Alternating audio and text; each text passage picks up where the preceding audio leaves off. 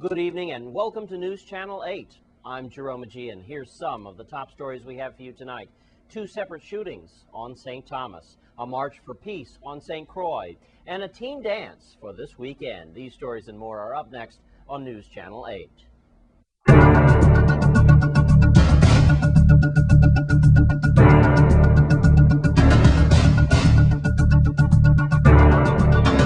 In our top story tonight, we turn to St. Thomas, 2 separate shootings. Lee Carl has the story. I'm standing across from Oswald Harris Court, and just prior to that, up around Berg's home. During the early morning hours, a shooting took place at Berg's home. This is the Berg's home area where a 19-year-old apparently was shot, according to the police here.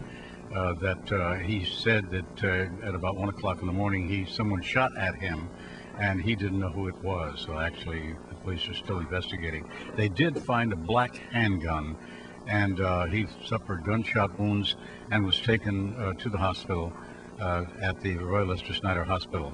And following that, an investigation is underway about that shooting. This is Oswald Harris Court behind McDonald's, where a man apparently intoxicated entered McDonald's, then was told to leave. He ran out and then came back in, jumping through the drive-through window, stealing a sandwich and a drink. He jumped back outside. Police gave chase. They may have fired one shot in the air. Residents heard some shots. He stumbled and fell, hitting his head on the concrete, and so an ambulance showed up to take him to the Royal Leicester Snyder Hospital. Investigation is underway, and the situation was, of course, ended by him being brought to the hospital here. In St. Thomas, Lee Carl for News Channel 8. Thanks, Lee Carl. And in other news, there was a march for peace held on St. Croix earlier today. News Channel 8's Wes Small was there. Okay, thanks a lot, Jerome. Now this, with Jamila Russell, they're taking back the streets. And you know, emotions are really running high, Police Commissioner Novell Francis. I want to say happy Easter to you and your entire staff. And what does this mean? You think it's a step in the right direction, sir? I certainly do, and I just want to take this opportunity to congratulate Jamila Russell and the organizers of this march. Again, I think that it's a step in the right direction because it's important that our community join forces with the police department to stop the crime that we're seeing on our streets. And I think that once we get our community energized and mobilized, that we could really make an impact on what we're seeing here in the community. So I, for certain, as the representative of the Virgin Islands Police Department here at this march today, support this going on because I think it's important that our community get involved in what's happening. You know, we don't have individuals that's coming from the outside to commit the crimes here. It's happening right out of the same community, and the police department need everyone involved in order to stop what we are seeing here. All right, a lot of times we're being reactive to these type of situations, and I think that having the community energized, we could start to be a lot more proactive in going against what we're seeing happening in our community. So I'm happy to see this today. Well, here she is, Jamila Russell. You've been organizing this huge event, and you know, we have a lot going on. I just talked to the police commissioner, the general. He was really hot and excited, and you were trying to diffuse that. Emotions are running high. It's a highly emotionally charged day, and I think that it's okay for people to express themselves, just as long as they express themselves in a positive manner and respecting all people's. You know, we have to understand that these families are hurting. They've lost loved ones, and they're in pain, and they can't get any solutions to their problems. No, they feel like murderers are walking the streets.